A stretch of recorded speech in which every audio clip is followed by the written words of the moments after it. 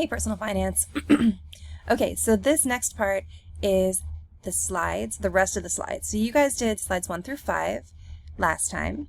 So your title slide, which, remember, please use a template or make it look nice. You know, use fonts, make this not just informational, but also, you know, nice to look at, okay?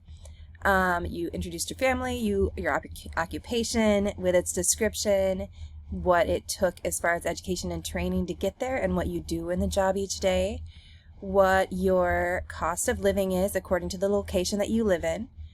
And okay, so now we begin to get into the nitty-gritty of like, what kind of house are you living in? What do you drive to work each day? What kind of investments do you have? Things like that. Okay, so if you make a bunch of money, you might be able to keep the house that you used for your house project. But if not, then what you need to do is go into your family budget sheets, specifically this one, and find out what kind of mortgage you can afford. And if you end up getting an apartment or a rental property, you can replace that mortgage with the monthly payment, okay? You are going to find a house on Zillow in the city or state that you're assigned to, and this is going to be like a mini house project. This slide is going to be like the like your college apartment slides, where you're talking about, you know, just like show some pictures of it, a few descriptions of it. This title up here should not say put a short description of your house here when you turn it in. It should say something like cute house on the corner downtown or something like that. Like, make this fit you. Make this like not like you're filling in a template, but that you're, you know, doing a presentation, right? And hyperlink to the ad on Zillow. If you don't remember how to hyperlink, then you can watch that video real quick. It is a very simple process, and once you know how to do it, you'll never go back. It's just super helpful. Cool. Yeah, make sure you delete all my notes in these slides. Make this look really nice, okay? So then you're going to go to your car, and you may be able to use the used car that you picked for your used car, new car project. Or you might be in a situation where you may even have to use public transit, or you may decide to live close enough to your work that you can walk or bike there. This is all up to you. This is depending on, you know, what your job is, what your parameters are, what your lifestyle is going to be, how many kids you have, all that kind of stuff, okay? So find your car at autotrader.com, add some images to this slide, put a short description of your car here. Don't leave this thing that says put a short description of your car here. Write like, you know, 2006 Pontiac G6 or whatever, like low mileage and, you know, many features, whatever, like whatever you want to say about your car, you can put there. Selling price, monthly payment, which should match up again with automobiles, car loan. That's what's going to go there. So your monthly payment is your car loan. Okay. And let's see, hyperlink to that AutoTrader ad, okay? So then, in your family budgets, you have budgeted a certain amount to invest each month, and this is really important. Savings and investments are what are going to protect you for the future and make it so that you have a cushion. So if you, you know, if you need to spend some money on a medical bill, or if you need, or, you know, if you want to save up for a house or whatever, investments are a good way to do that. And investments also are meant to be kind of kept in your, like, you put that money in there and it sits there and grows. A savings account is where you can take it out as you need it for like expenses that are things that you're saving up for. But investments are really something you want to kind of like save for the long term. Maybe you're going to invest for your kids' college futures or for your retirement, something like that. Okay, so here in your family budget, investments is in personal care.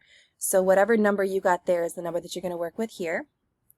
And find out how much your investment is going to grow in 30 years using this investment calculator.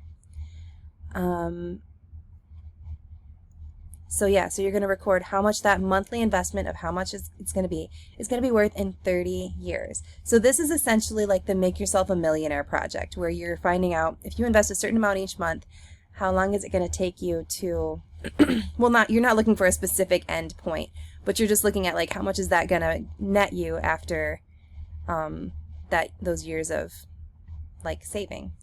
So this is actually a really simple website. Initial investment, you're contributing monthly, 30 years, and your investments, I believe you actually are supposed to search how much it would be. Yeah, you're going to search for the stock market rate of return. I believe it's usually somewhere around like 12%. Yeah, don't link to Google search results. Just like click on that first link and link that one, okay? What's next? Okay, so actually this is part of the next part. So I'm gonna stop the video here. How many do we have? You know what? I'm just gonna go ahead and talk about this because you might be ready to just like plow through and get this done, right? Okay. So a short description of how your budget reflects your values. You have had to make some compromises and be creative with your budget here because you are a single parent with like a fairly, not all of them are low income jobs, but a lot of them are even like a middle school principal. If you're a single parent, like that is still going to be like take some creativity to support yourself on. Why did you decide to prioritize these things? What things did you keep at that what things did you not compromise on, and why? What do you have to sacrifice in order to afford these things, and how is prioritizing these items going to benefit you and your family? What lifestyle adjustments did you have to make to be able to live within your budget? And are these things you would do in your real life if budget required it? Like, money says a lot about who you are and what you care about. So how have your choices been reflective of who you are as a person? And